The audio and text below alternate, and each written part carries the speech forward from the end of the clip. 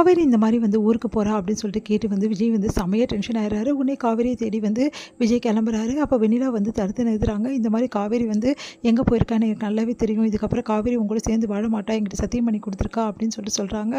அதை கேட்டு விஜய் செமையாக டென்ஷன் ஆகி வெண்ணிலாவை போட்டு திட்டுறாரு. அப்புறம் வெண்ணிலா சொல்கிறாங்க, காவேரி வந்து என்கிட்ட சத்தியம் பண்ணி கொடுத்தா, அப்போவே வந்து குழந்தை மேலே சத்தியம் பண்ணதால் நான் வந்து புரிஞ்சுக்கிட்டேன். இதுக்கப்புறம் குழந்தைய வந்துக்காக நீ வந்து காவேரி விட மாட்டேன்னு எனக்கு தெரியும் விஜய், அதனால் நானே வந்து ஒரு முடிவு எடுத்துட்டேன் அப்படின்னு சொல்கிறாங்க.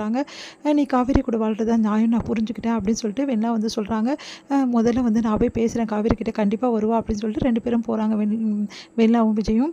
இங்கே பஸ் ஸ்டாண்டில் காவேரி வந்து பஸ்ஸுக்காக வெயிட் பண்ணும்போது விஜயும் வந்து நம்ம வந்து வெண்ணிலாவும் அங்கே வராங்க.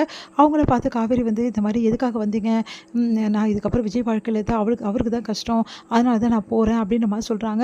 அதை கேட்டுட்டு வந்து விஜய் செமையாக டென்ஷன் ஆகிடு. உடனே காவேரி வந்து உனக்கு கொஞ்சமாவது அறிவு இருக்கா இல்லையா, என்ன நினச்சிட்டு இருக்க உன் மனசில், நீ உன் இஷ்யூஸுக்கு எந்த முடிவு வேணாலும் எடுப்பியா, குழந்தைய பற்றி கொஞ்சம் கூட யோசிக்க மாட்டியா, என்ன சுயநலவாதின்னு சொல்கிறீங்க, ஆனால் நீ தான் பக்கா சுயநலவாதியாக இருக்க, உன்னை பொறுத்த வரைக்கும் இந்த பிரச்சனை வந்து தப்பிச்சு ஓடணும், அதுக்கு தானே இப்படிலாம் பண்ணிட்டு இருக்க அப்படின்னு மாதிரி சொல்கிறாங்க. உனக்காக நான் சத்தியம் பண்ணி கொடுத்தேன்னா அதுக்காக தான் தப்பிச்சு போகிறேன், அந்த காரணம் வந்து 2ஆம் பட்சம் தான், உனக்கு விஜய் வாழ்க்கையிலேருந்து போகணும் அதுக்காக தானே போகிற, அதை விஜய் புரிஞ்சுக்காம என்னமோ நான் தான் உன்னை துரத்துற மாதிரி பண்ணிட்டு இருக்காரு இவர், ஆனால் உண்மை எதானே, நானாக உன்னை சத்தியம் கேட்டேன், நீ தானே வந்து சத்தியம் பண்ண, என்னமோ நான் தான் எல்லாத்துக்கும் காரணம் மாதிரி சொல்லிட்டு இருக்காரு.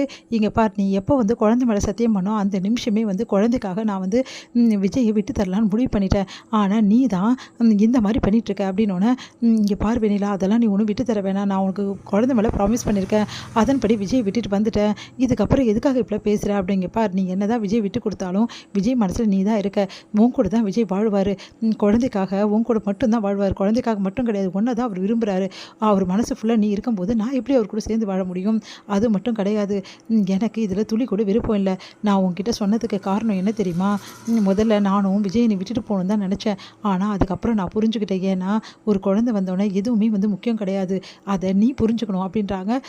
அப்போ நீ என்ன சொல்ல வர வெண்ணிலா, இங்கே பாரு, ஒழுங்கா நான் சொல்கிறத கேளு, நீ ப்ராமிஸ் பண்ணபடி எல்லாமே நடந்துட்ட, எல்லாமே முடிஞ்சிச்சு, இதுக்கப்புறம் நீ விஜய் கூட சேர்ந்து வாழ்கிற வழியை பாரு, அப்போ நீ என்னை பற்றி நீ கவலையே படாத, நான் வந்து இந்த விஷயத்துலேருந்து விலகிட்டேன், எனக்குன்னு ஒரு வாழ்க்கை கண்டிப்பாக நான் அமைச்சுப்பேன் அப்படின்றாங்க.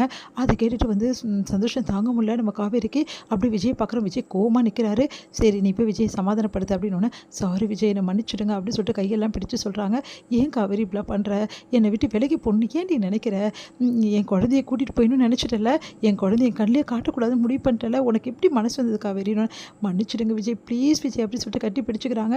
இவங்க 2 பேரும் கொஞ்ச நேரம் பேசிட்டு வரதை பார்த்துட்டு, சரி 2 பேரும் பேசிட்டிங்களா, சமாதானம் ஆகிட்டு கிளம்பலாமா அப்படின்னோடனே, தேங்க்ஸ் வெண்ணிலா அப்படி சொல்லிட்டு கையை பிடிக்கிறாங்க.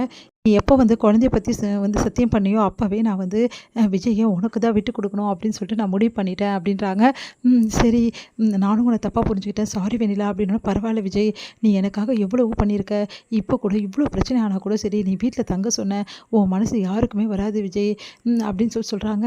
அப்படியே காவேரி வந்து விஜய் பார்க்குறாங்க. ஆமாம் அப்படின்ற மாதிரி அவரும் சொல்கிறாரு. சரி வாங்க போகலாம் அப்படின்னு சொல்லிட்டு 3 பேரும் வீட்டுக்கு போகிறாங்க. காவேரி வந்து நான் என் வீட்டுக்கு போகிறேன், நீ இன்றைக்கும் என் கூட தங்க மாட்டியா காவேரின்னொன்னே, சரி சரி இன்றைக்கி நான் தங்குறேன் அப்படின்னு சொல்லிட்டு சொல்கிறாங்க. விஜய் வீட்டுக்கு வராங்க. இங்கே தாத்தாவும் பாட்டியும் வந்து காவேரி வரதை பற்றி யோசிக்கிறாங்க. அதுவும் பேக்கோட வரதை பற்றி யோசிக்கிறாங்க. இல்லை காவேரி இன்றைக்கி ஒரு நாள் வந்து என் கூட தங்கணும்னு வந்தா, நேற்று வந்து போயிட்டால அப்படின்னு சொன்னோன்னே பாட்டி முறைச்சிக்கிட்டே இருக்காங்க. பாட்டி ப்ளீஸ் பாட்டி அப்படின்னோடனே, சரி சரி அப்படின்னு சொல்லிட்டு போயிடுறாங்க. அடுத்து காவேரி வந்து விஜய் ரூமுக்கு போகிறாங்க. இங்கே வெண்ணிலா வந்து யோசிச்சுட்டே நிற்கிறாங்க. அப்போ அவங்க மாமா வந்து கேட்டோன்னே, நான் விட்டு கொடுத்துட்டேன் மாமா, ஏன்னா வந்து விஜயும் காவேரி சேர்றது தான் நியாயம் மாமா அப்படின்னோடனே, அதுக்கு தாம்மா நான் முன்னாடியே சொன்னேன், நீ தாம்மா என் பேச்சை கேட்கல அப்படின்றாரு. பரவாயில்லம்மா இப்போ அது வந்து யோசனை பண்ணி அப்படின்னோடனே, அடுத்து வந்து சரி மாமா நம்ம ஊருக்கு கிளம்பலாம்னு சொல்லிட்டு கிளம்புறாங்க.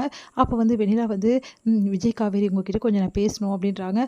சொல்லு வெண்ணிலா அப்படின்னோடனே, இங்கே பாரு நான் உனக்கு ஒரு விஷயம் மட்டும் உங்கள் 2 பேருக்குமே சொல்கிறேன், இந்த பிரச்சனை எல்லாத்துக்கும் காரணம் நீங்கள் 2 பேர் மட்டும்தான் அப்படின்னோடனே அதிர்ச்சி அடைகிறாங்க.